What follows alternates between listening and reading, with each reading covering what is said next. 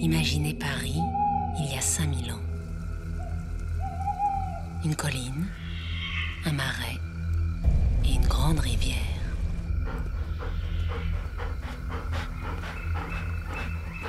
Sur ces terres sauvages régnait alors un seigneur des bois. Par tous les animaux de la forêt, il était craint.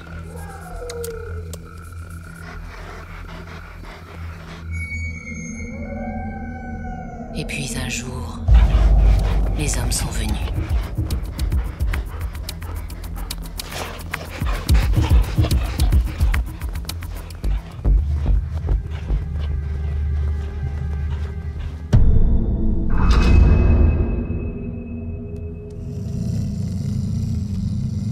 Ils ont bâti des remparts contre les loups.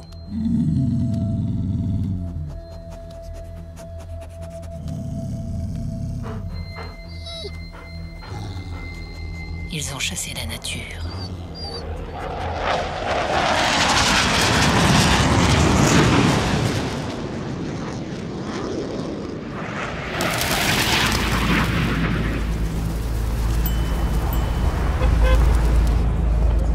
Des millions d'hommes et de femmes sont venus de toutes parts.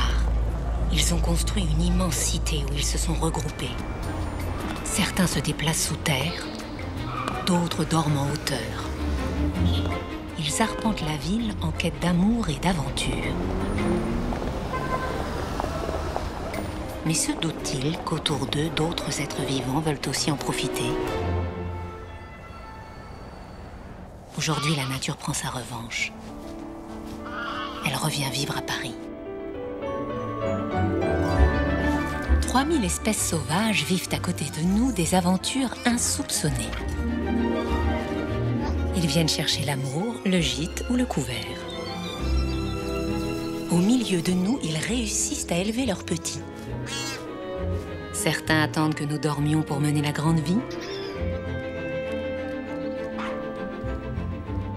Il y en a même qui viennent pour la chasse. Par quel miracle sont-ils revenus? Comment vivent-ils aujourd'hui à nos côtés? Tout proche de nous, mais à l'abri de nos regards. Voici un grand voyage dans Paris comme vous ne l'avez jamais vu. Au milieu de ceux qui ont choisi de vivre dans la plus belle ville du monde.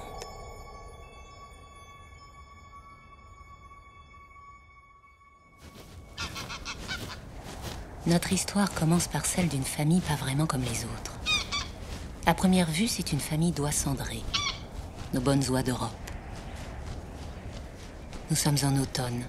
Les parents emmènent leurs 5 enfants s'installer au chaud, dans le sud. Sur leur route, comme tous les ans, ils ont prévu une escale à Paris. Jusque-là, tout est normal. Mais la surprise, c'est elle. Cette petite tête blanche avec une barre noire sur les yeux. Une oie à tête barrée. Elle n'a rien à faire ici. C'est une oie originaire de Chine. Pourquoi voyage-t-elle avec cette famille européenne? Elles ont quitté la Suède il y a 2 jours et ont volé presque non-stop. Tout le monde est épuisé. Elles ont besoin de se restaurer et de bien dormir. Ça tombe bien, Paris n'est pas loin. Pour s'orienter, elles suivent des repères qu'elles connaissent. Le château de Versailles, par exemple. Elles savent que la grande cité n'est plus qu'à 10 minutes de vol.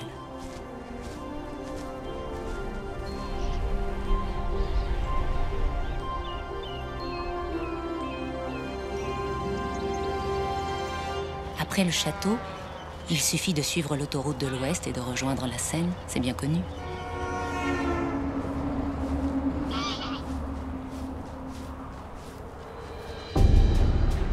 La grande cité. Paris n'a pourtant pas toujours attiré les animaux. Quand les premiers hommes arrivent ici, ils trouvent un marais inondé par une rivière sinueuse. La tribu gauloise des Parisis s'installe, mais elle a les pieds dans la boue. En latin, lutum, la boue, qui donnera à la cité son premier nom, Lutèce. Leur premier objectif, éloigner le monde sauvage. Alors ils défrichent, ils assèchent, ils construisent des digues, ils accumulent des couches de pierre et de ciment. Plus d'arbres, plus de plantes. Pendant des siècles, il n'y a plus de nature à Paris. Pour les animaux, la ville devient invivable. Ce n'est plus le cas aujourd'hui. Bien au contraire, la cité est redevenue une terre d'accueil pour ceux qui tentent l'aventure. Première étape pour notre famille de voyageuses, le meilleur restaurant gastronomique de la capitale. À l'ouest de Paris, l'hippodrome de Longchamp. Venir déjeuner à Longchamp, c'est une véritable tradition familiale. Phase de descente, position d'approche, préparez-vous pour l'atterrissage.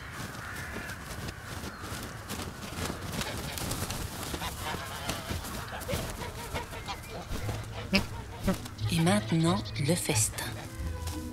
On sent bien que cette herbe est choyée, engraissée, arrosée et tondue juste à point. Rares sont les établissements qui servent un repas d'une telle richesse. Il y a des millions de brins d'herbe et évidemment, on veut le même que sa voisine.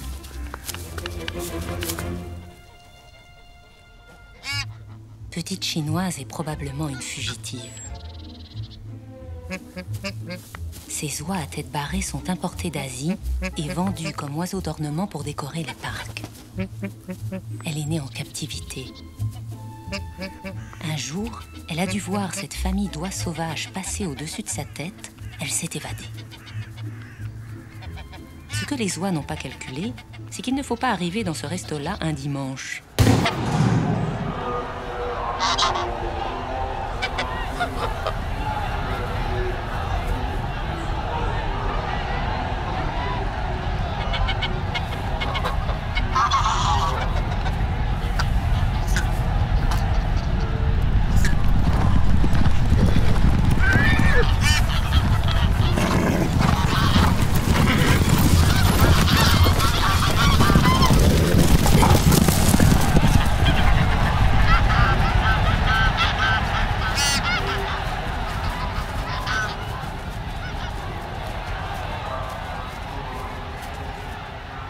Maintenant, trouvez une bonne auberge pour la nuit. Direction le bois de Boulogne.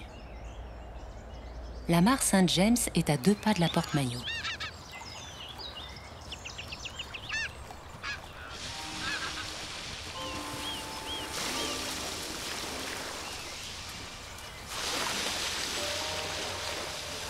C'est un gîte de première qualité.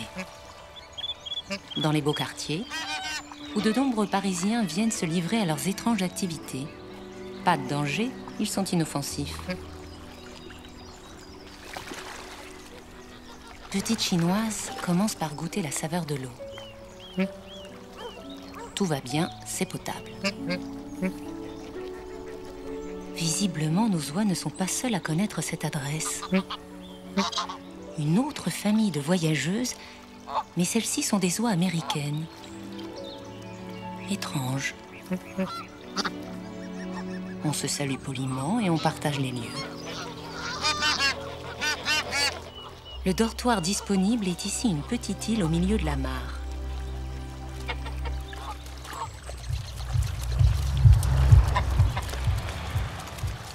Pour commencer, une bonne sieste. Et sur une patte, s'il vous plaît. Comme ça, l'autre est bien au chaud. L'histoire de Petite Chinoise pourrait ici se poursuivre normalement. Mais ce serait sans compter sur les hasards de la vie. Là-bas, sur l'autre berge, une autre tête barrée.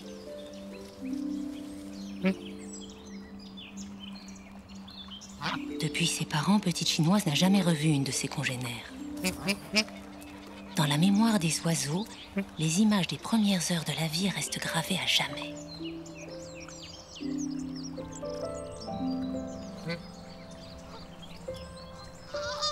Les oies à tête barrée vivent naturellement entre l'Inde et la Chine.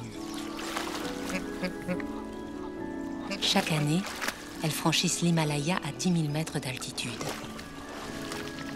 Capables de voler presque sans oxygène, elles sont, avec les grues demoiselles, les oiseaux qui volent le plus haut au monde. Par quel mystère ces deux oies déracinées sont-elles attirées l'une vers l'autre?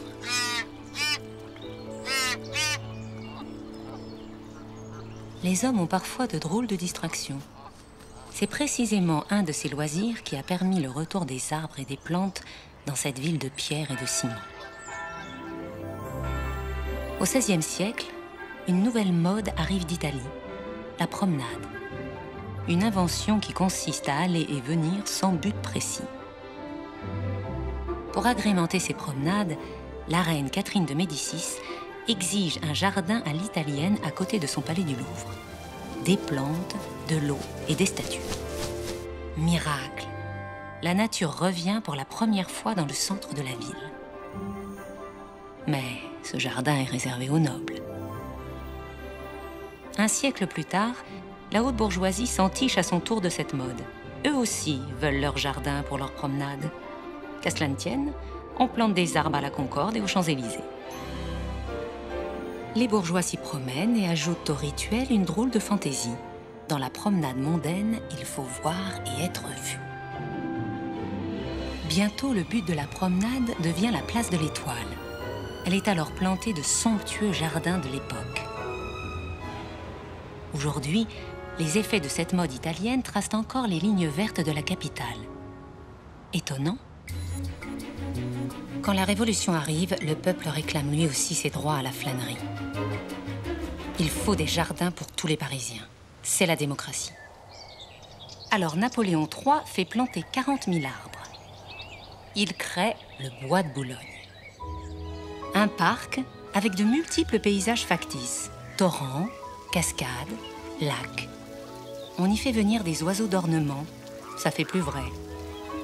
Les premiers venus sont le cygne anglais, le colvert et le paon indien. On vient au bois pour les voir. La promenade devient un voyage paisible dans une nature aseptisée.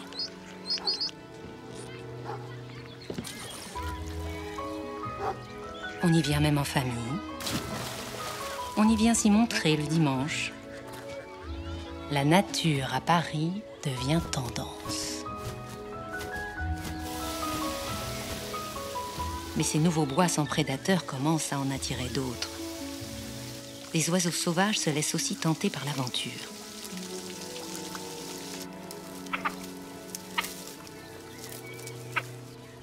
Dans la foulée du bois de Boulogne, 3 autres espaces naturels sont créés pour le peuple de Paris. Les buttes Chaumont au nord, le parc Montsouris au sud et le bois de Vincennes à l'est. Dans ce dernier, une belle surprise nous attend. Un animal mythique de nos campagnes a réussi à se faufiler dans la ville. Quand les hommes rentrent chez eux, la vie surprenante des renards commence. Ils sont aujourd'hui une petite centaine. Cette renarde a mis bas il y a quelques semaines. 2 renardeaux issus d'un paternel rencontré dans une gare. Mais ce gredin n'avait pas le goût pour la vie de famille et Renarde est devenue une mère célibataire. Elle s'est parfaitement adaptée à la vie urbaine. Elle sait entrer dans Paris au crépuscule et en ressortir à l'aube avec quelques provisions. Grâce au tunnel désaffecté, elle a accès à tout Paris.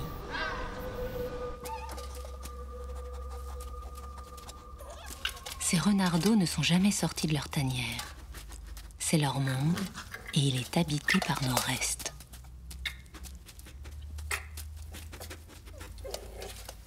L'un d'entre eux est né avec un handicap. Un des yeux de petit renard n'est pas en mesure de distinguer les formes. C'est toujours son frère qui découvre les choses en premier.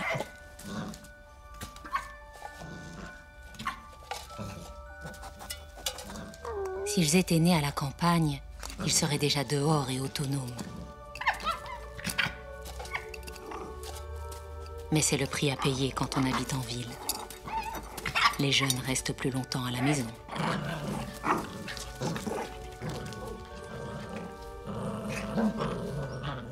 Chaque nuit, Renarde est en chasse. Mais elle commence à en avoir sa claque. Ces deux ados attardés de fils sont insatiables. C'est trop de boulot pour une mère célibataire.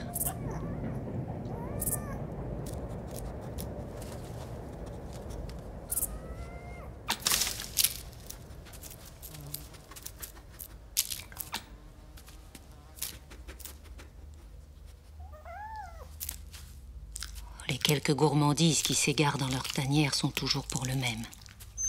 Petit Renard n'a jamais sa part.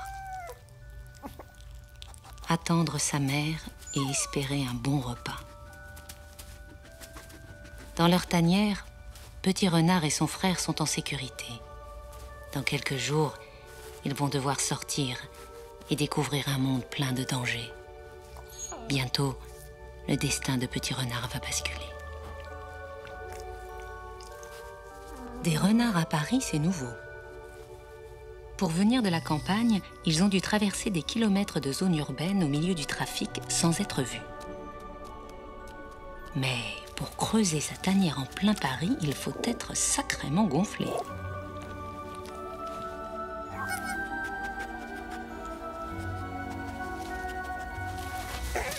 En réalité, on ne sait pas comment ces renards ont réussi cet exploit.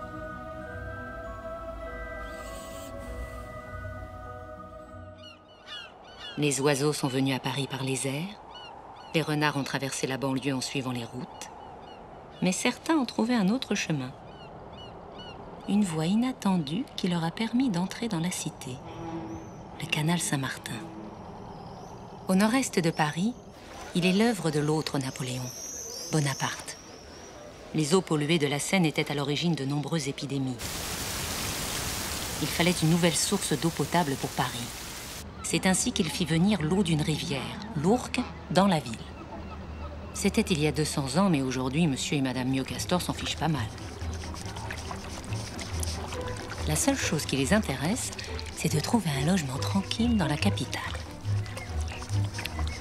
Il faut dire que depuis quelque temps, la vie à la campagne est devenue fort dangereuse. On les piège, on les empoisonne, on leur tire dessus, c'est clair, les humains des champs ne veulent plus d'eux. De l'avis de madame Miocastor, les raisons sont tout à fait illégitimes. On les accuse de creuser des galeries qui font écrouler les routes. Et les routes, elles ne font pas s'écrouler leurs galeries? En bref, voici pourquoi ils ont décidé de s'installer en ville où personne ne leur veut du mal. Le plus important est d'abord de trouver un terrain propice avec vue sur l'eau. Ah, voilà le bon endroit. Cet emplacement plaît bien à madame et les trèfles sont du goût de monsieur. Ici, ils seront bien. Même très bien. Maintenant, on creuse.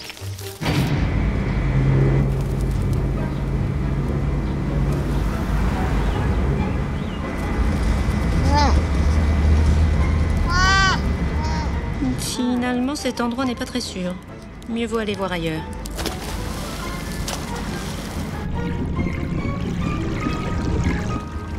Il n'y a qu'à Paris qu'on peut jouir d'une telle liberté. Descendre le canal en plein jour sans se faire canarder. Madame Miocastor est conquise et monsieur rassuré.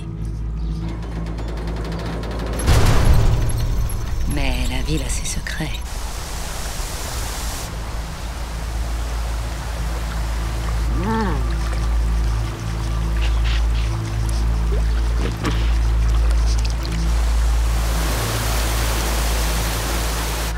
Ils sont prisonniers d'une écluse. Pas de sortie possible.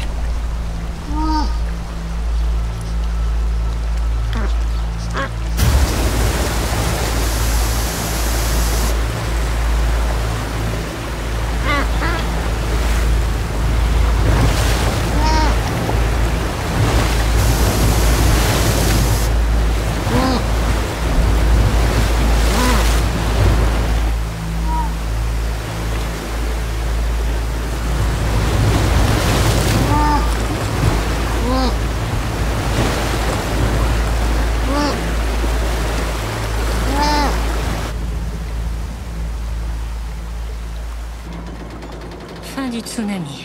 L'alerte est levée. Les ancêtres de ce couple ont été importés d'Amérique au XIXe siècle pour leur fourrure chaude et peu chère. Ils se sont échappés des élevages et ont trouvé nos rivières à leur goût. Mais la vie urbaine, ils ne sont pas habitués. Un arbre, ça ils connaissent. Ici, ils pourront au moins passer la nuit tranquille.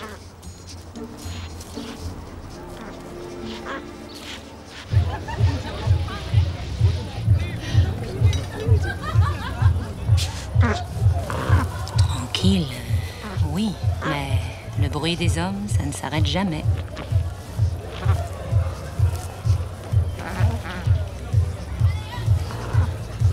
La sécurité de la ville vaut-elle le calme de la campagne? Étonnamment, de plus en plus d'espèces semblent le dire.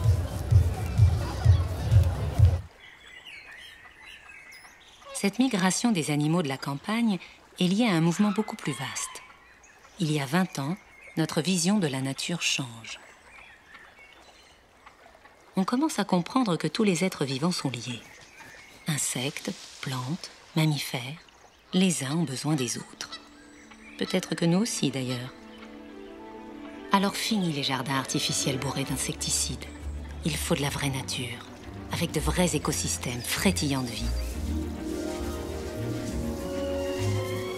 En 2006, on bannit les pesticides des parcs et jardins de Paris. L'effet est immédiat.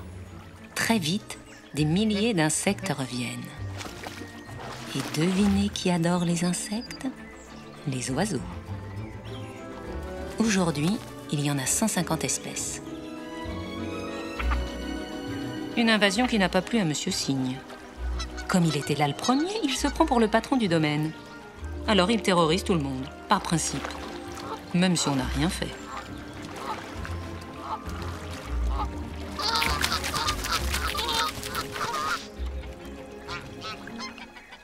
Nos oies sont déjà réveillées depuis l'aube, mais il est encore trop tôt pour voler. Attendre que les rayons du soleil soient assez puissants pour créer des vents ascendants qui les porteront.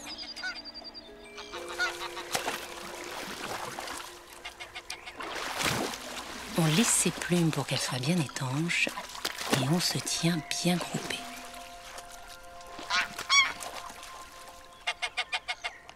Petite chinoise n'est pas sereine.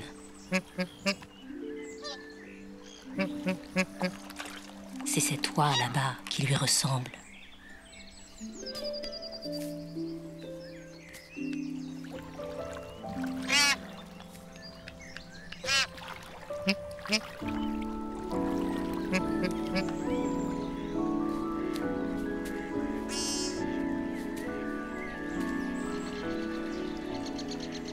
Le père donne le signal du départ. Elle doit s'en aller. Elle doit suivre sa famille.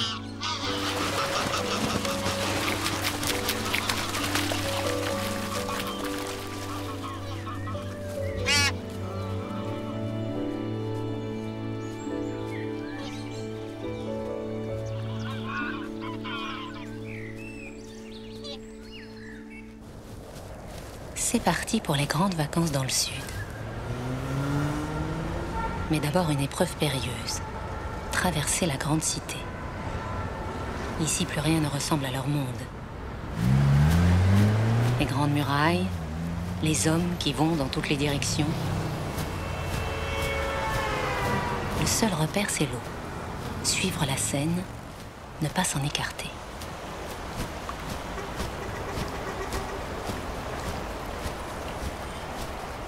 En tête, le père maintient le cap en ouvrant le sillage. La mère est derrière. Elle les oblige à rester bien groupés.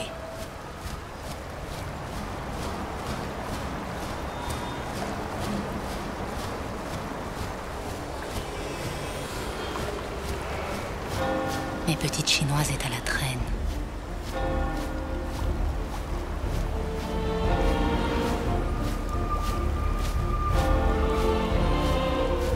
Les autres prennent de l'avance. Ils ne se rendent pas compte.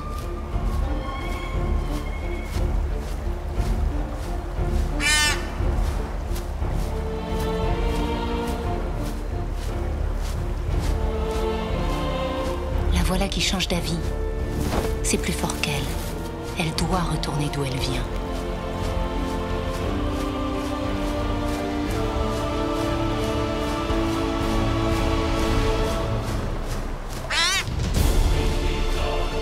La famille ne l'a pas vu s'éloigner. Ils veulent sortir de la ville au plus vite.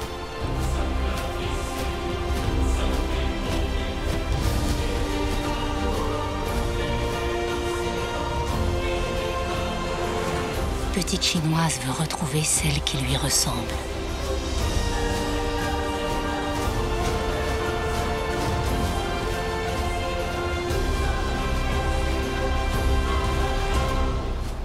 Elle a un GPS dans la tête. En une fois, elle mémorise son trajet, photographie tous les repères qui le jalonnent, les quais, les boulevards et même les monuments. Elle peut naviguer comme si elle lisait une carte. Le bois de Boulogne? Trop facile.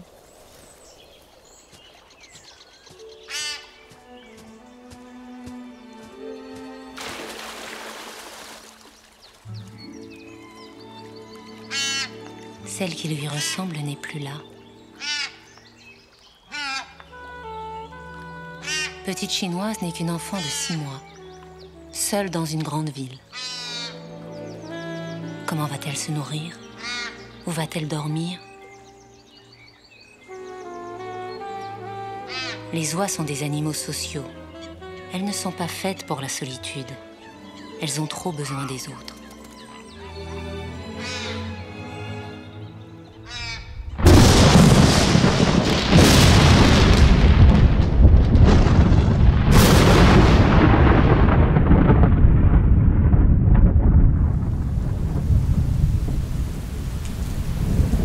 Quand les eaux de l'Atlantique se déversent sur la ville, la nature se rappelle à nous.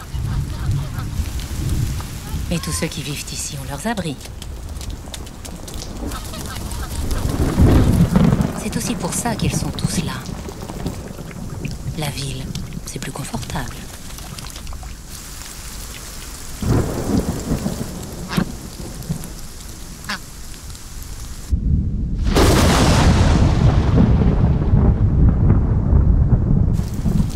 La ville attire les animaux parce qu'ils se sentent plus en sécurité. Mais pas seulement. Dans certains cas, ils viennent aussi pour l'architecture de nos monuments.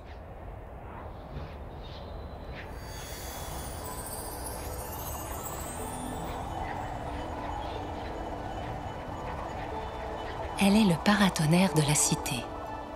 Notre protection pour que le ciel ne nous tombe pas sur la tête.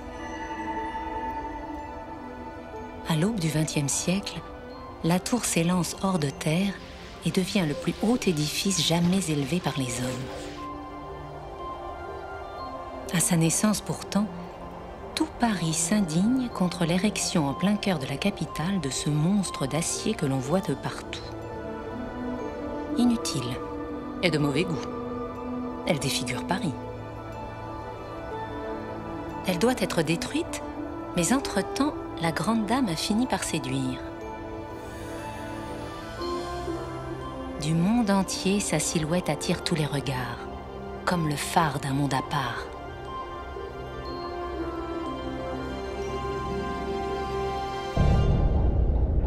Elle a maintenant plus d'1 siècle. Sur elle sont passés tant de pluie et de vent, de rire et d'amour, d'orage et de drame.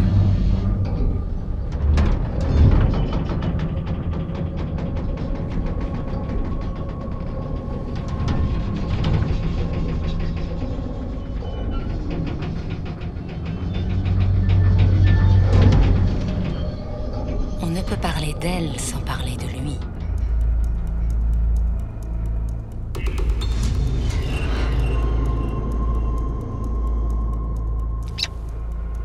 Il est de retour dans la cité et il a choisi la grande dame comme alliée.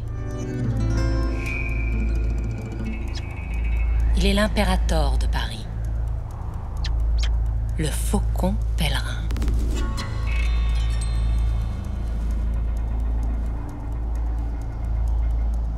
Rien ne lui échappe. Il nous observe tous.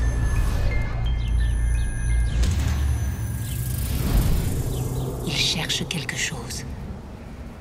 Son festin du jour.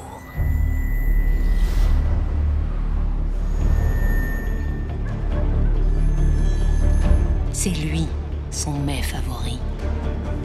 Le pigeon et sa chair savoureuse. Mais pour attaquer, il lui faut des conditions particulières. Celui-là est trop près des toits. Celui-ci, espace trop fermé. Attendre un vol en hauteur.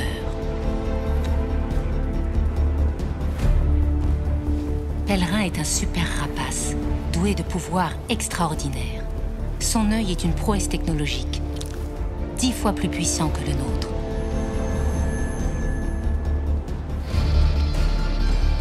Toujours aux aguets, attentif au moindre mouvement. Il attend la proie idéale.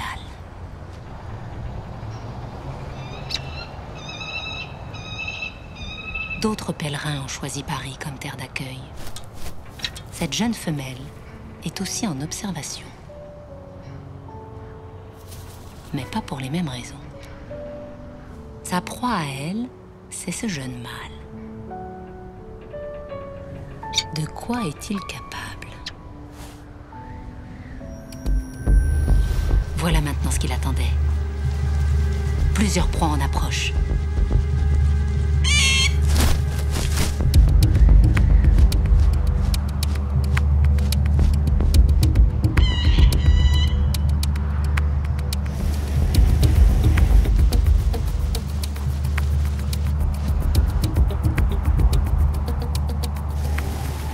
L'escadrille suit la Seine, son terrain d'attaque favori. Visibilité parfaite, grand dégagement. 100 km/h. Maintenant, prendre plus de vitesse. 150 km/h. Prêt à plonger. 200 km/h. 250.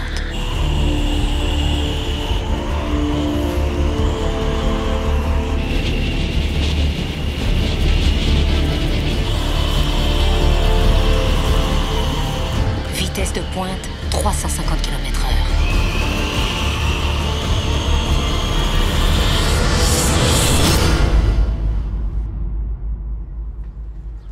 Dans la nature, Pèlerin vit sur de hautes falaises desquelles il peut se jeter dans le vide.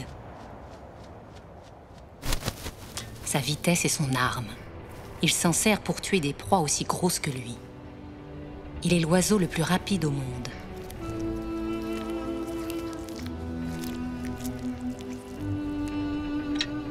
La belle a tout vu. Elle sait que ce jeune mâle sera capable de nourrir une portée. Mais chez les faucons, avant de se compter fleurette, on perpétue le plus incroyable des rituels.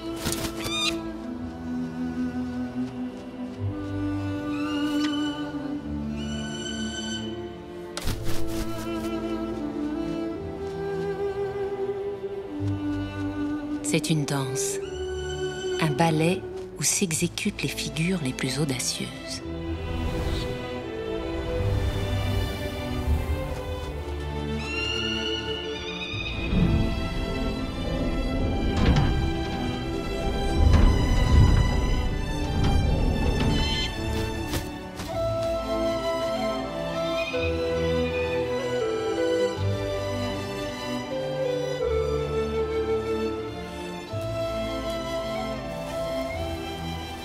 Le final est un geste de générosité. Il lâche sa proie et la confie à sa promise. Une offrande à l'amour.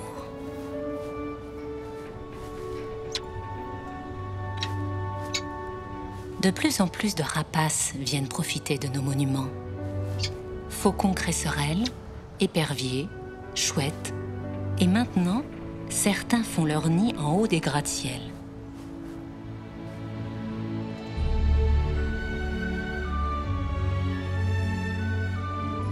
Le champ de Mars.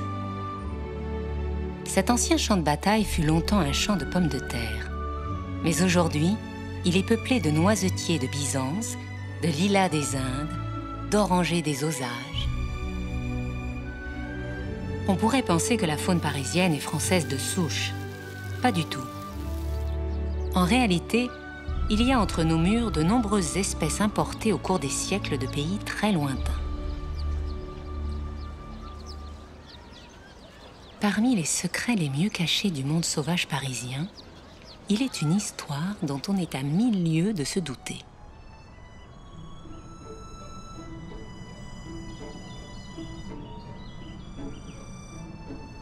Elle commence dans un des quartiers légendaires de Paris, Montmartre.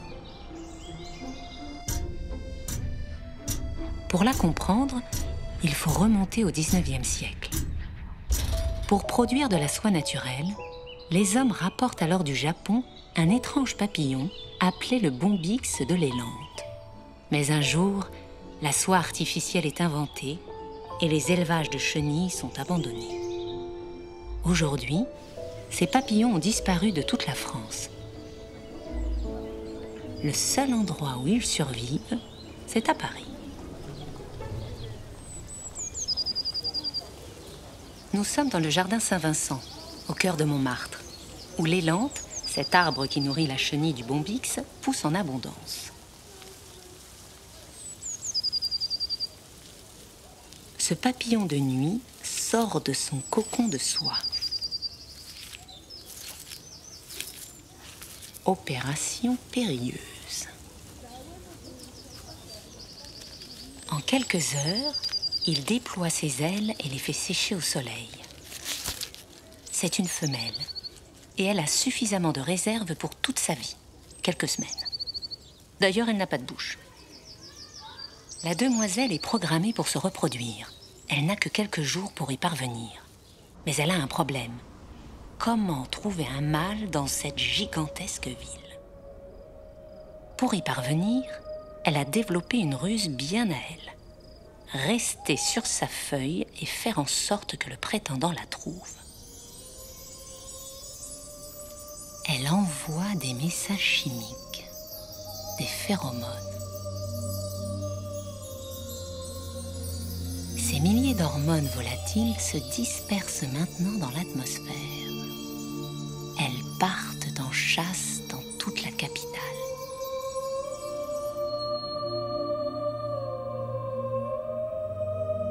À 7 km de Montmartre, dans le parc Montsouris, un mâle vient d'éclore.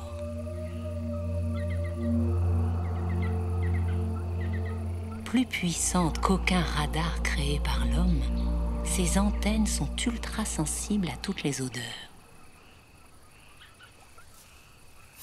Touché, une seule particule suffit pour le mettre en alerte. Le signal est clair. Une belle l'appelle quelque part dans la ville. Il y a de l'amour dans l'air. Mais où est-elle?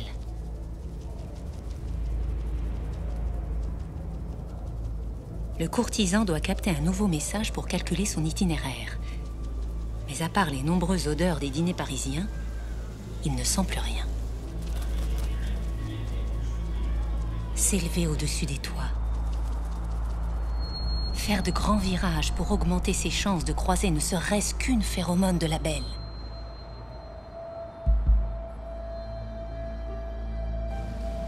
Il a perdu sa trace et se dirige maintenant grâce à ses yeux. Pour maintenir son cap, il va dans la direction de la Lune.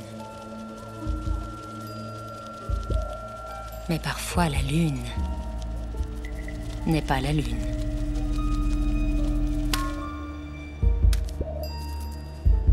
C'est pour cela qu'ils sont nombreux à tomber, morts de fatigue, au pied de nos lampadaires.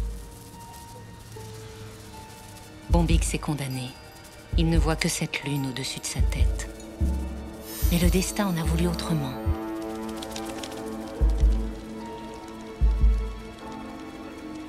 Il a brûlé une grosse partie de ses réserves. La fatigue se fait ressentir.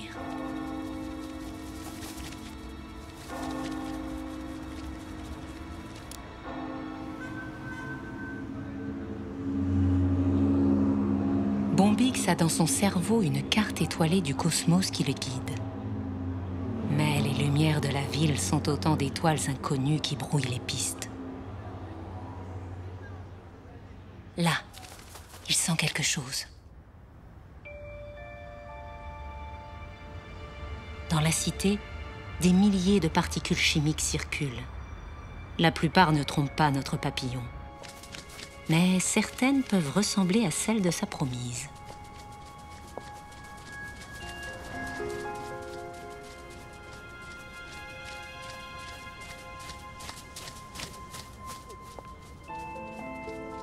Nos parfums imitent parfois ceux de la nature. Mais d'un peu plus près, Bombix sait faire la différence.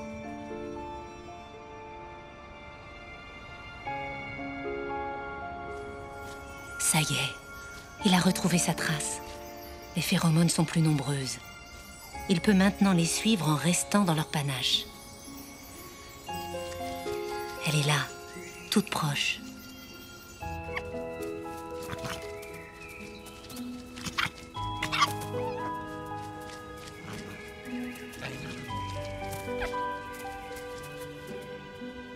Après toutes ces épreuves, le voilà enfin vainqueur de son marathon nocturne.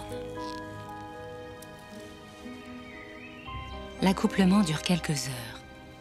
Comme l'apogée de sa vie de mâle, ses dernières forces pour ensemencer sa belle.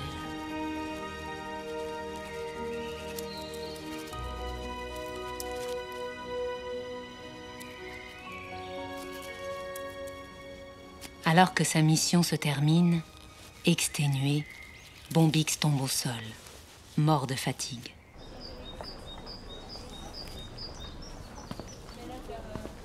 La demoiselle a réussi son coup. Son filtre d'amour est irrésistible. Elle peut maintenant pondre ses œufs sur les feuilles de l'élante. Voici comment ce papillon japonais continue de vivre sous les cieux parisiens.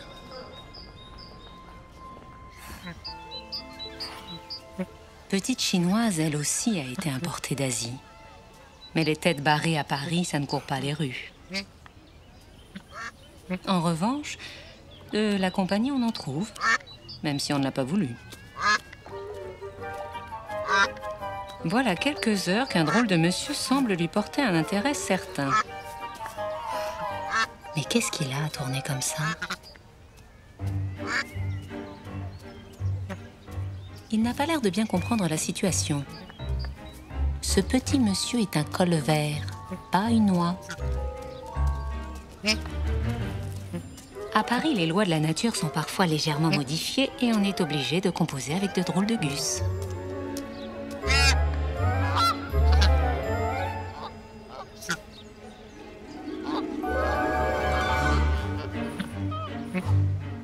Des oies américaines. Depuis quelques années, certaines d'entre elles ont élu domicile à Paris.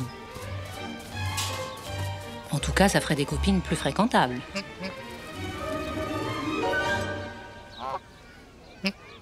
Vont-elles l'accepter?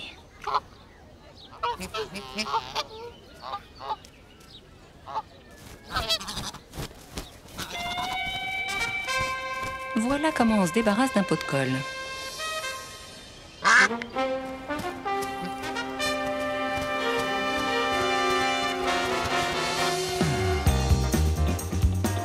Ces Américaines sont devenues de vraies Parisiennes. Pour manger, pour dormir, pour se balader, il n'y a plus de problème. Elles savent où se rendre en toute saison.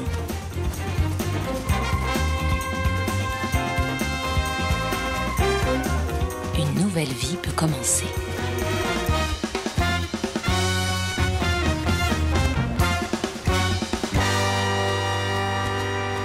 Et pour se déplacer, toujours la Seine. La Seine, c'est l'autoroute de la nature.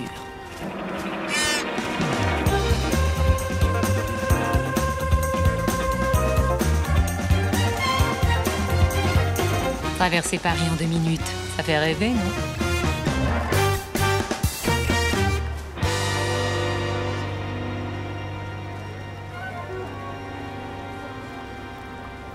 Depuis 2000 ans, Paris a attiré les hommes et la faune du monde entier.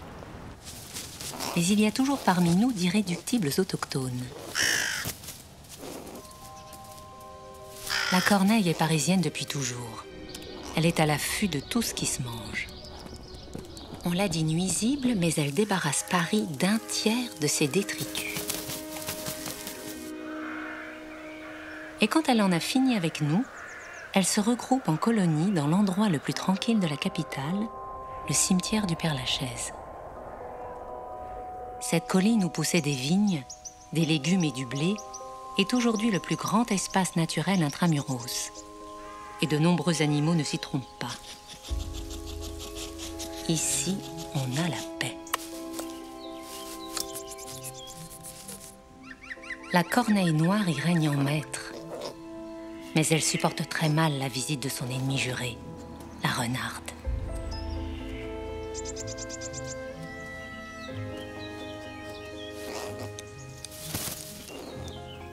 Renarde vient chasser sans faire de bruit. Très dangereuse si on n'y prend pas garde.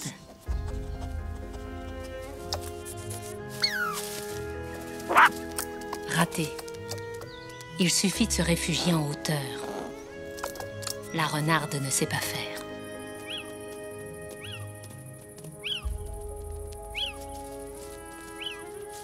Ce soir, la renarde rentre bredouille.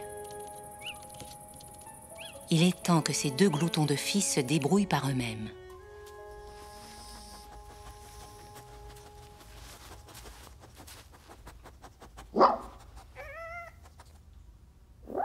C'est le signal pour la grande découverte.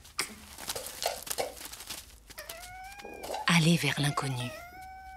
Petit renard hésite. Est-ce à cause de son handicap ?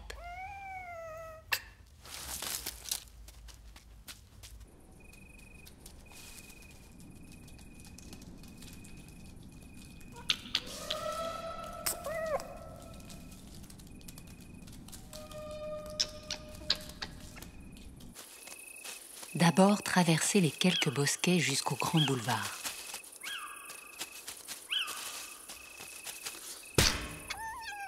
Mais Petit Renard ne voit pas les obstacles. Sa mère le sait-elle ?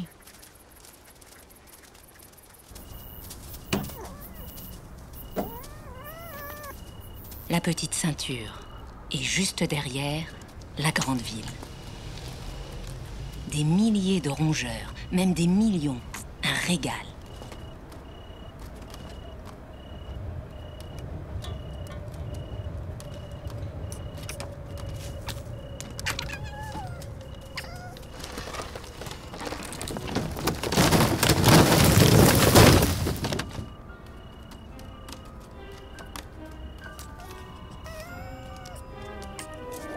Une imprudence, une malchance, et voici Petit Renard séparé des siens.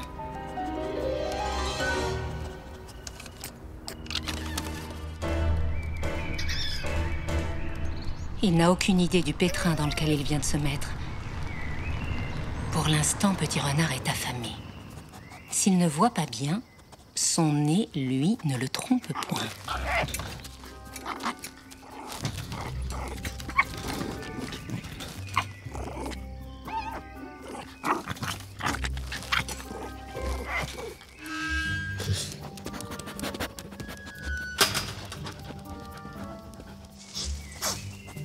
Voilà une proie dont la chair est appétissante.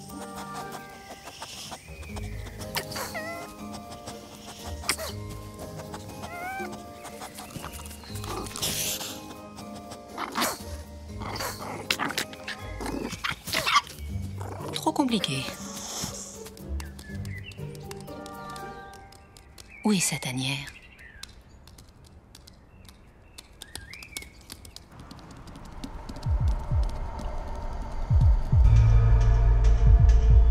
S'éveille. D'où viennent tous ces sons étranges?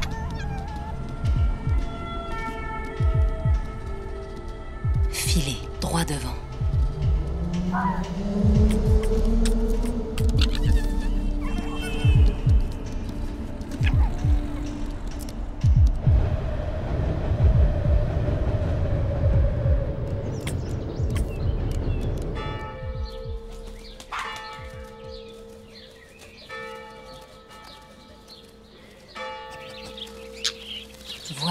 endroit plus rassurant. Et surtout, une odeur de chocolat qui fait frémir ses babines.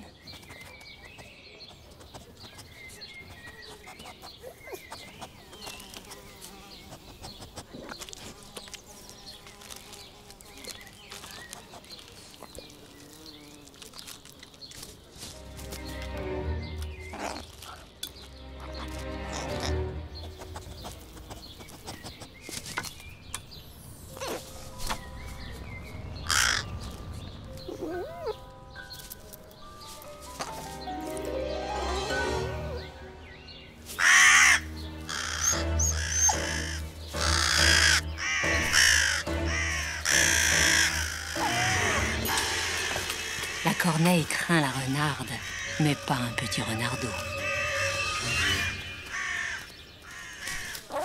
Ici, c'est elle qui commande.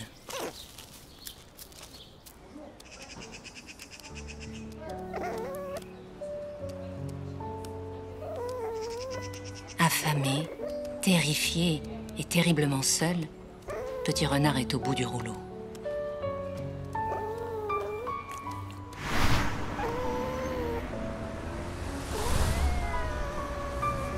Se cacher et attendre la nuit.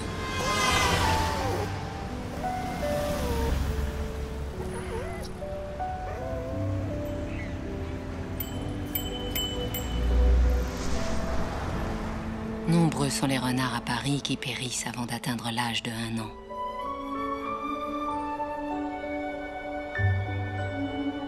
Et même lorsqu'ils passent ce cap, pour cette espèce, l'espérance de vie moyenne est de 3 ans. On ne fait pas de vieux os chez les renards. Il n'empêche, les renards sont de plus en plus nombreux à Paris. Et grâce à la petite ceinture, cette ancienne voie ferroviaire désaffectée qui relie presque tous les parcs et jardins de la capitale, ils sont maintenant partout dans la ville.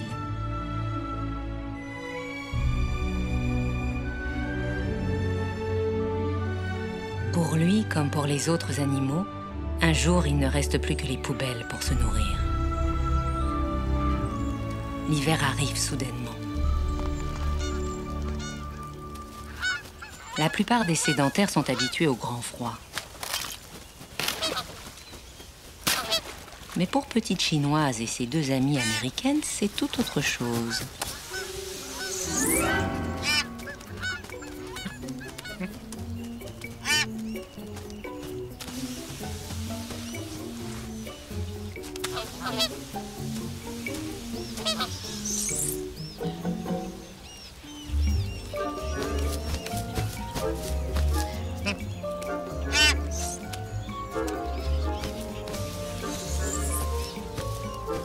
Sous les palmes, rien ne va plus. Les plantes dont elles se nourrissent sont devenues inaccessibles.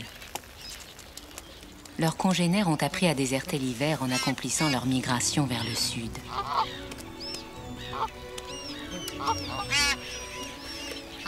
Heureusement, il y a des Parisiens plus attentifs qui pensent à les nourrir.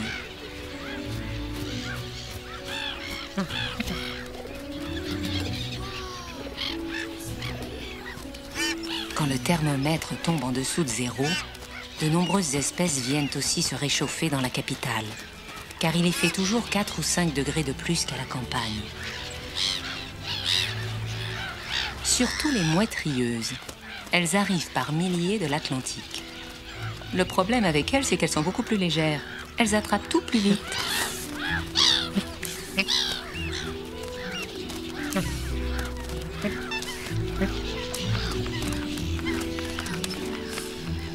Monsieur Cygne ne fait plus le mariole. Les gros porteurs sont désavantagés.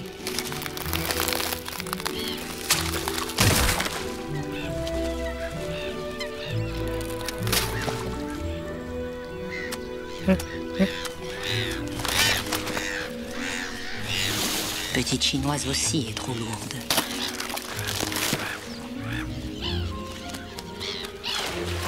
Mieux vaut retourner sur le grand fleuve. Lui, il ne gèle jamais.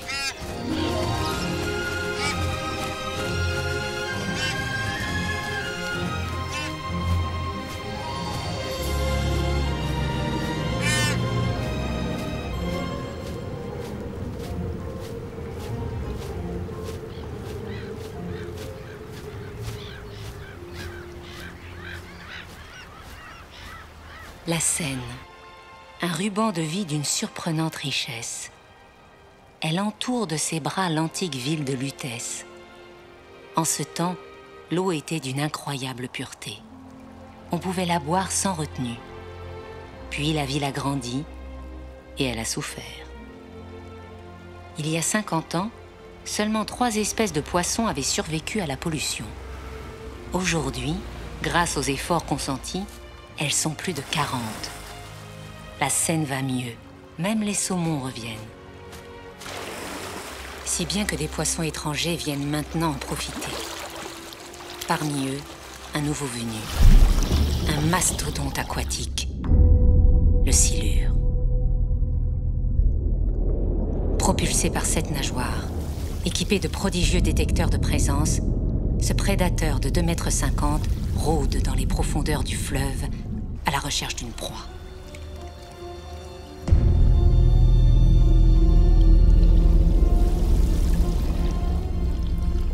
Il peut localiser n'importe quel être vivant à 20 mètres. Il est venu de Hongrie, du Danube, et a colonisé la Seine. Le Hongrois chasse tout ce qui bouge. Des gardons, des batraciens et même des brochets. Un radar ultra perfectionné avec une énorme bouche.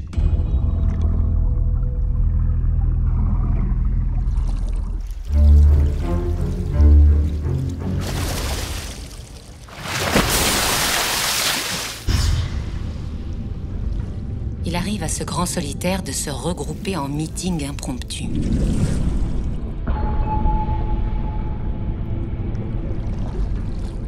« 200 individus de plus de 100 kilos. 20 tonnes de silure sur quelques mètres carrés. Que trament-ils?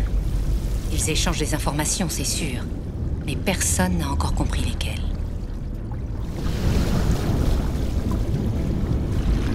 Puis ils repartent.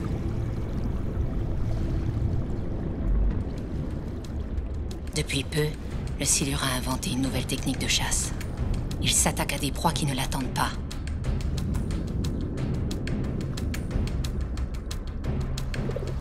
Il sent la chair chaude, toute proche. Eux ne connaissent pas ce danger qui vient de l'eau.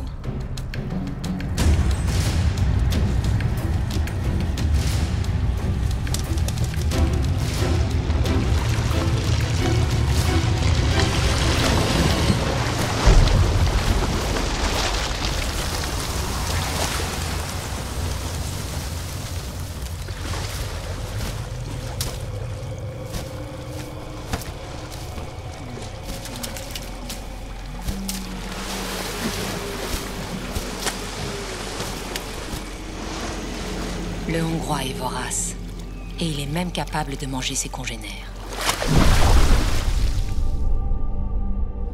Si vous vous baignez dans la Seine, il n'attaque jamais l'homme. Enfin, jusqu'à aujourd'hui. Un fleuve, des rivières, des bois et des jardins, la ville est sur la bonne voie. Que l'on soit poisson hongrois ou papillon japonais, petite chinoise ou américaine, quand on est à Paris, on aime par-dessus tout le retour du printemps. Les beaux jours réchauffent les cœurs et la ville lumière devient ville sentimentale. Certes, il faut se reproduire au printemps, mais on ne passe pas à l'acte avant un rituel d'importance. Flatter, amadouer, cajoler, courtiser. C'est le temps de la romance.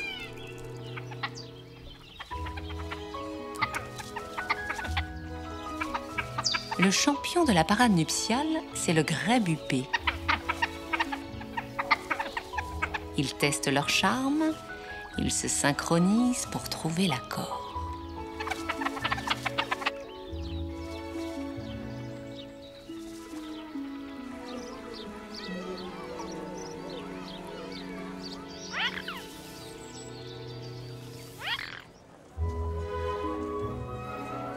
On pourrait penser que les bruits de la cité empêchent les oiseaux d'échanger leur chant d'amour. Pas du tout. On le sait maintenant. Ils augmentent le volume. Pour se faire entendre, les oiseaux chantent encore plus fort qu'à la campagne.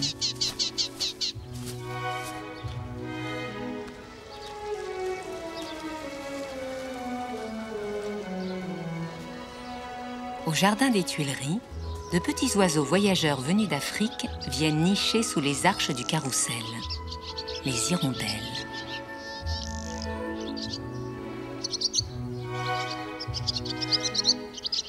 Si elles ont choisi ce lieu, c'est pour son architecture. Nos immeubles sont trop lisses. Les ornements du carrousel sont idéaux pour construire un nid.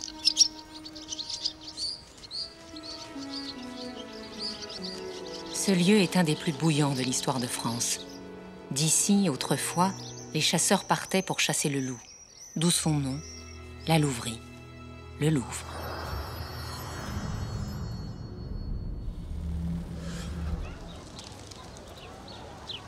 De ces temps anciens, il ne reste pas que des vestiges de pierre. Il nous reste un animal qui mérite beaucoup mieux que sa vilaine réputation, le pigeon.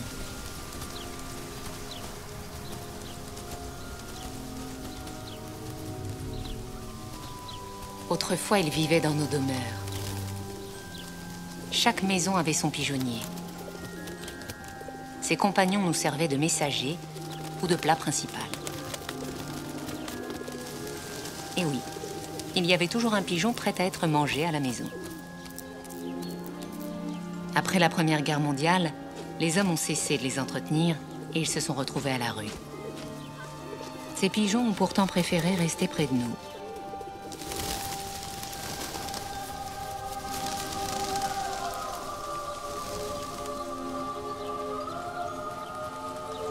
Ce sont leurs descendants qui peuplent aujourd'hui Paris. Mais ils sont moins bien logés qu'autrefois. Abandonnés par nous, ils nichent dans les moindres recoins, sous les ponts et sous les gouttières. Ils grelottent l'hiver et sont méprisés en toute saison. Tout cela pour être avec nous. Quand arrive la saison des amours, les 80 000 pigeons de Paris oublient leur malheur et se mettent à roucouler. Il y a plusieurs espèces de pigeons. Le ramier, avec son collier blanc, est en réalité un gentleman venu récemment de la campagne. Il s'est pris d'enthousiasme pour le milieu urbain, mais préfère vivre dans les arbres. L'autre, c'est le biset. Avec ses yeux orange, ce Parisien de longue date a une mémoire incroyable des lieux et des visages des hommes. Les histoires d'amour de ces deux pigeons sont tout à fait surprenantes. Monsieur Ramier est un grand romantique. À chaque printemps, il met un point d'honneur à séduire à nouveau sa chère et tendre. Ces deux-là vivent ensemble depuis des années. Pourtant, pas question de céder à la routine d'un vieux couple. Monsieur Ramier commence par son plus beau chant et la pigeonne fait mine d'apprécier comme si c'était la première fois. Qui est ce bel inconnu ? Ensuite, monsieur entreprend la construction de la maison de sa belle. Ou plutôt, il fait semblant.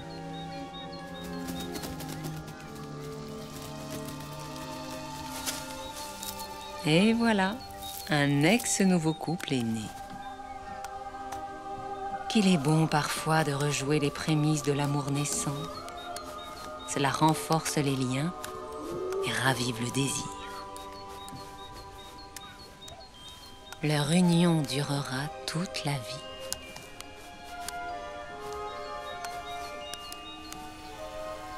Le biset, il faut le reconnaître, est moins avantagé par la nature.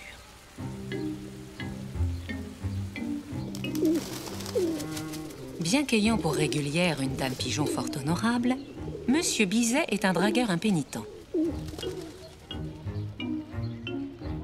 Et il a trouvé ce matin une demoiselle qui plaît bien à son humeur.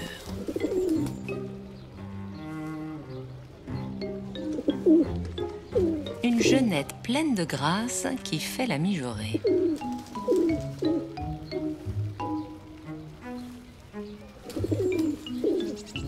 Une petite escapade avec cette demoiselle lui irait bien.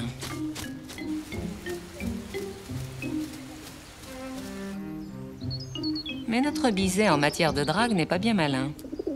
Il va trop vite en besogne. La demoiselle n'est pas une fille facile. Finalement, elle n'est pas intéressée.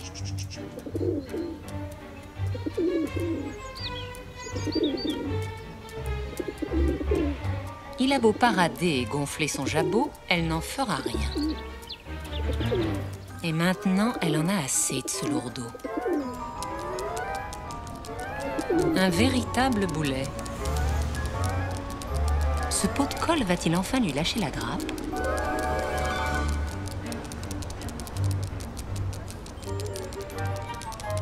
À force de s'agiter, Bizet a fini par attirer l'attention d'une autre femelle. Infiniment plus dangereuse.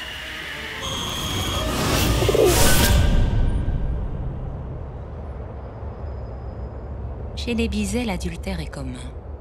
Chez les ramiers, cela ne se fait point.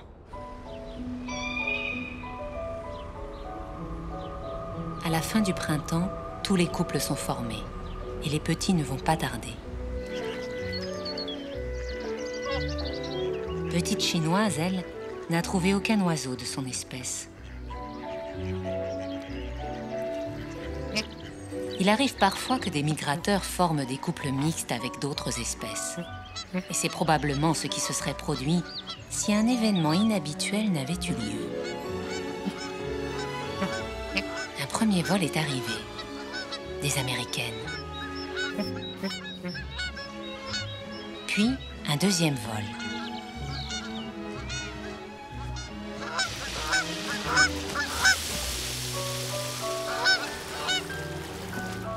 En quelques minutes, c'est comme si toute l'Amérique avait débarqué. Ce n'est pourtant pas un hasard. Ces oies-là ont depuis peu changé leurs habitudes. Elles viennent dorénavant se reproduire à Paris.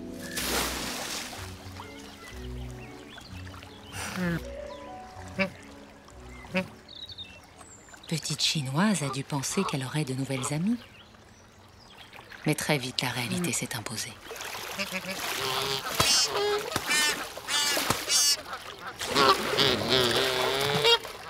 Elles ne veulent pas d'elle.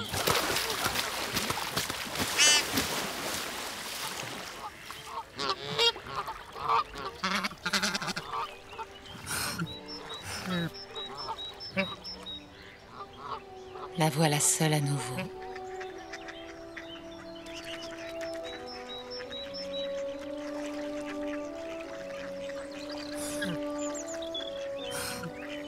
Il y a bien le gang des colverts, mais ce sont de véritables dérangés du sexe. Quand ça leur prend, ils s'y mettent à plusieurs pour harceler une jeune femelle.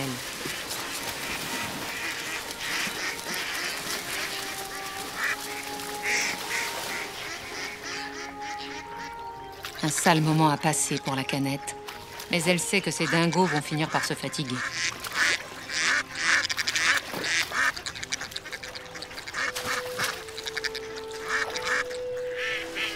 Heureusement, la doyenne de la mare, Madame Kahn, a su trouver une parade. Elle a pris 2 amants.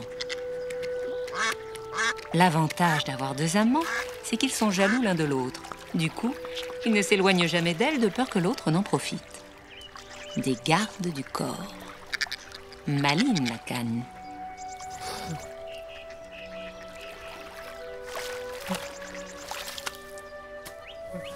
Petite chinoise est née en captivité. Puis elle s'est évadée en suivant une famille suédoise qui l'avait adoptée. Voilà un an, elle s'est retrouvée seule dans la grande ville. Et puis, il y a eu les copines, les bonnes copines américaines. Elle s'est adaptée à la cité. Mais elle reste une sans famille.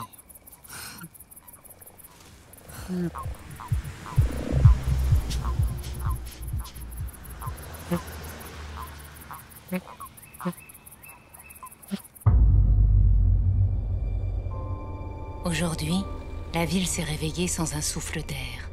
Et bientôt, la cité étouffe sous la chaleur. Tout le monde cherche la fraîcheur, un coin d'ombre.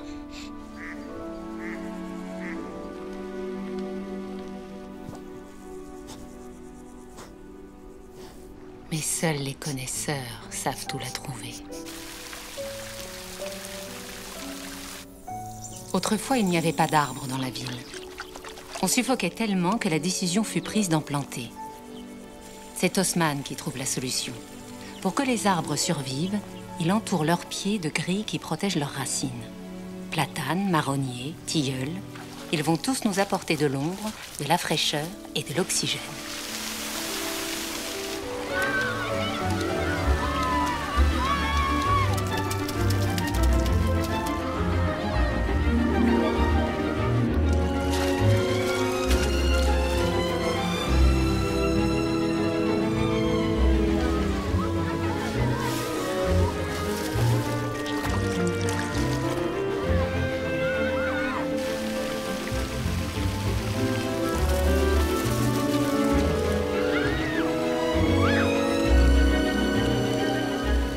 Grâce aux 500 000 arbres de Paris, la nature est revenue dans la ville.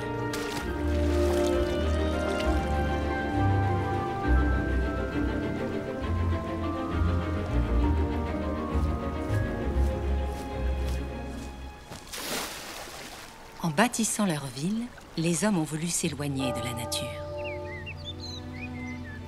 Mais la ville est devenue invivable. Et petit à petit, pour leur bien-être, ils ont fait revenir des morceaux de nature. Sans le vouloir, ils ont ouvert la porte au monde qu'ils avaient chassé. Entre les pavés, des perces bitumes ont réussi à se faufiler pour trouver leur place au soleil. Et puis les animaux sont revenus, par les airs, par l'eau et la terre. Un mouvement naturel qui au début s'est fait sans nous. Mais récemment, une nouvelle mode est arrivée. Les Parisiens ont soudainement eu envie d'un petit espace de nature à eux. Un balcon, une terrasse ou juste un pot. Aujourd'hui, les citadins plantent, arrosent, câlinent leurs fleurs. Et sans le savoir, ils accélèrent le mouvement. Cette activité humaine a eu une conséquence très inattendue. Certains animaux ont appris la nouvelle. Et ils migrent maintenant par milliers pour vivre entre nos murs. C'est le cas des abeilles. Elles quittent la campagne et viennent s'installer à Paris. Des centaines d'essaims arrivent chaque année. L'essaim est guidé par sa reine. 15 000 fidèles la suivent partout. Son objectif, trouver un nouveau territoire bien fleuri. Dans les campagnes, les fleurs ont disparu des champs cultivés. Mais à Paris, c'est le bonheur. Du pollen, il y en a partout et de toutes sortes. Dans les parcs, sur les balcons, sur les terrasses, à s'en faire tourner la tête. Paris est devenu le nouvel Eldorado des abeilles.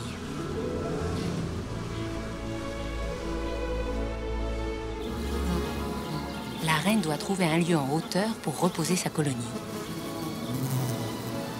Puis s'assurer de la présence de fleurs pour ne pas trop fatiguer ses ouvrières.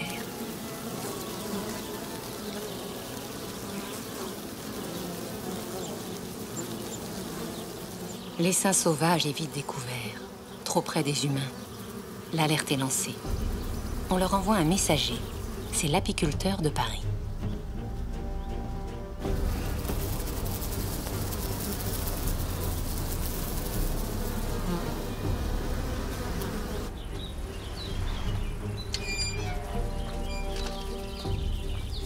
Celles-ci sont des abeilles noires, une espèce qui vit dans nos contrées depuis 1 million d'années.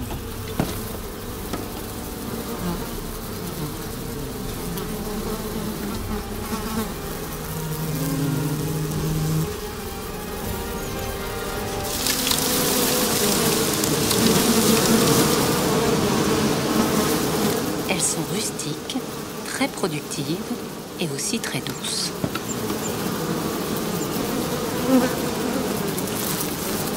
mais elles sont menacées par d'autres abeilles importées de Nouvelle-Zélande.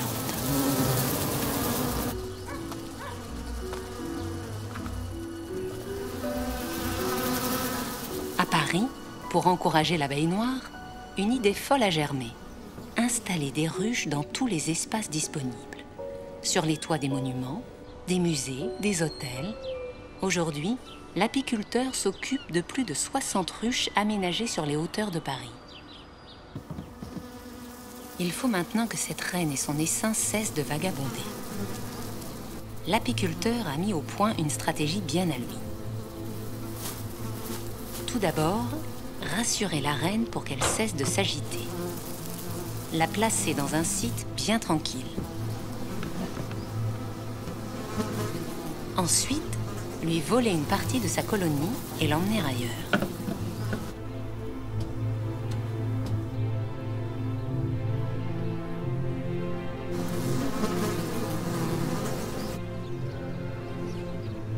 Deuxième étape du stratagème, installer le petit groupe d'abeilles captives près d'une autre ruche, à Notre-Dame.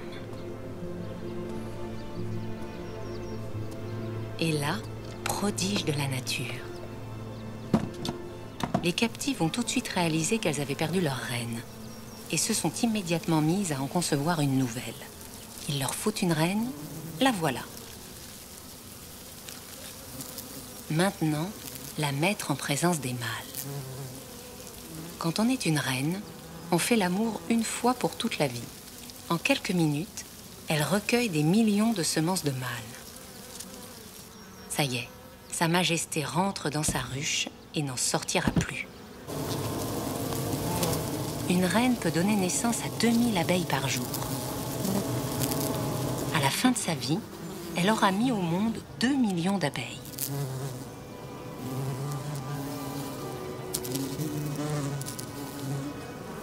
Les abeilles captives sont rassurées, l'équilibre du monde est restauré. Elles peuvent maintenant explorer les alentours pour trouver des fleurs à butiner. Vite, du pollen.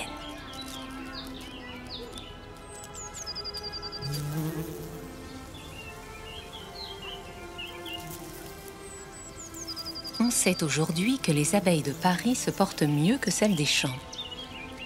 Les pesticides ont été bannis de la cité. Étrangement, pour les abeilles, la ville est moins polluée.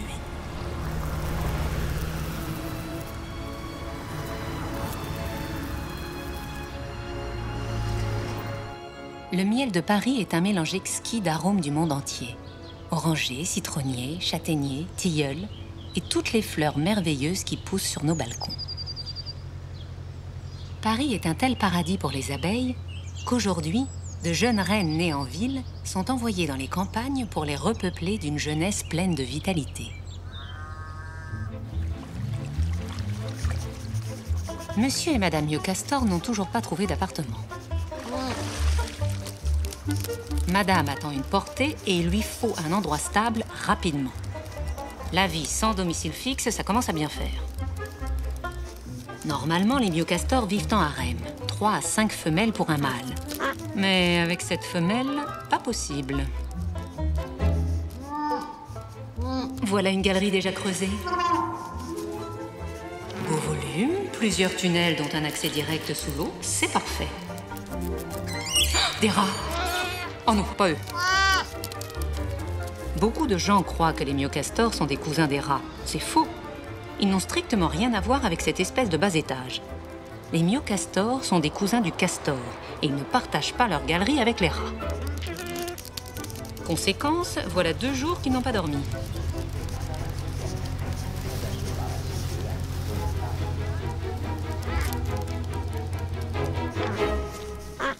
Madame est épuisée. Ici, ce n'est pas le grand luxe, mais au moins, c'est calme.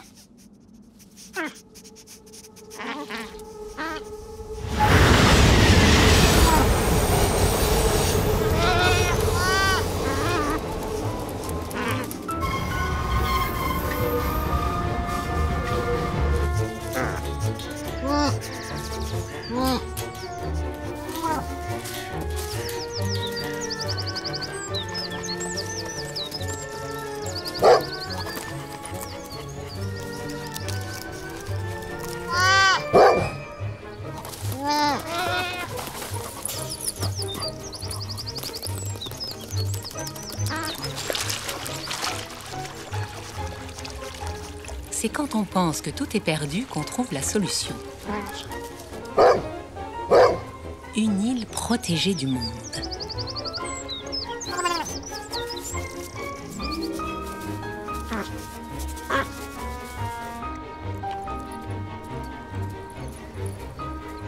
Ils ont trouvé leur bonheur.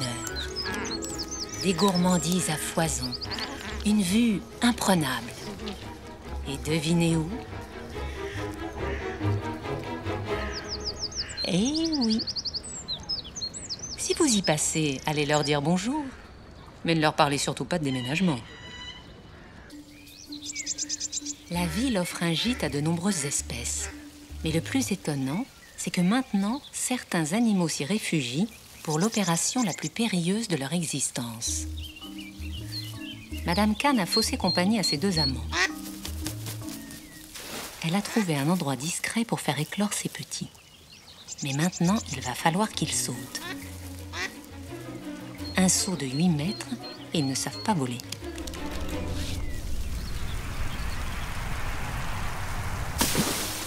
Ils ont quelques heures et déjà un courage inouï. Comment font-ils pour savoir tant de choses si vite?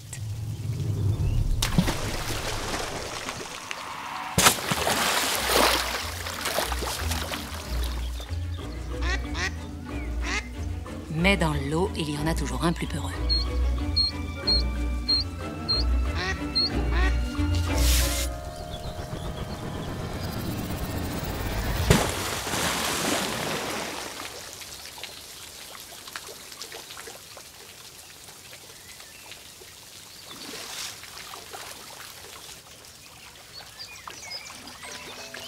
Tous des super cantons.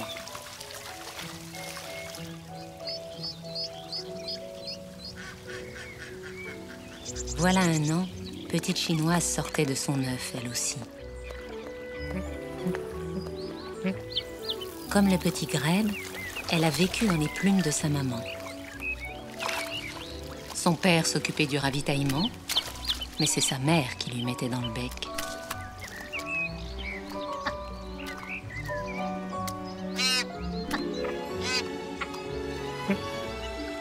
Elle avait aussi une sœur plus âgée.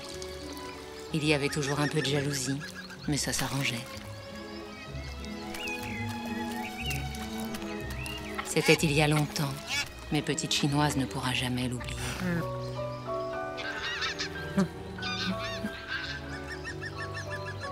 Ce matin, un nouveau vol est arrivé. Des Suédoises.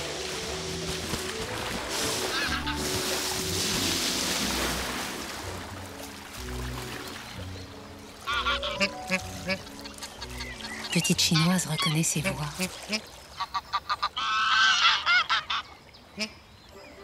C'est sa famille adoptive.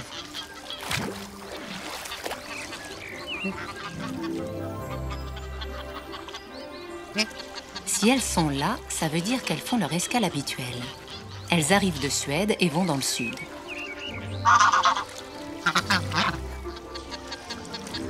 Une année s'est écoulée.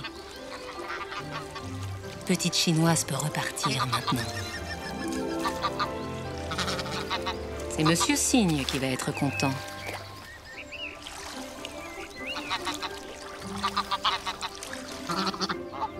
Bye bye les Américaines.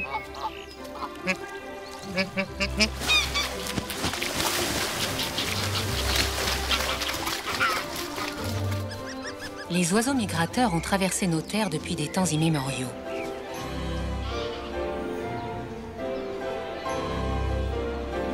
Leur passage par Paris est un signe que la ville se transforme. Mais où va-t-elle? Quel sera le visage de Paris demain? Nous savons que le contact avec la nature améliore notre qualité de vie et notre santé. Cela change tout.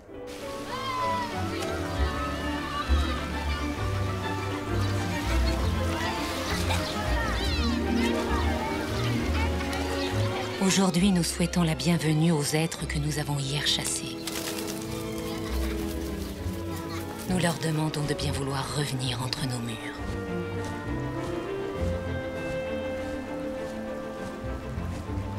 Le peuple du ciel et le peuple de l'herbe? Les habitants du fleuve et les amoureux des fleurs? Ils sont tous d'accord. Ils ont commencé à jouer avec nous le jeu de la modernité. Mais peut-on mieux faire? Peut-on se laisser aller à rêver d'une ville verte? Avec un monde sauvage pacifié à notre porte. Un grand Paris où tous les espaces naturels seraient connectés entre eux. Des chemins qui permettent à tous les êtres vivants d'aller librement entre la campagne et la ville. Peut-on espérer que certains des plus farouches habitants de nos forêts viennent à leur tour se nourrir dans nos parcs, se séduire sous nos fenêtres, se promener sur nos places?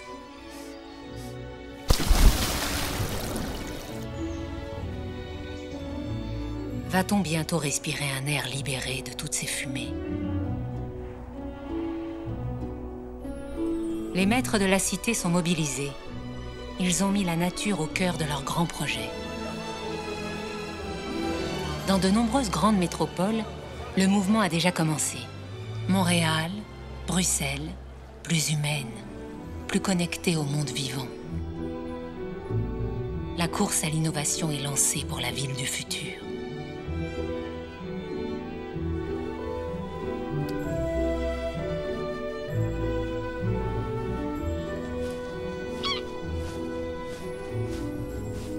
Rêvons, imaginons, inventons, pour que nos enfants puissent continuer à dire de Paris qu'elle est toujours la plus belle ville du monde.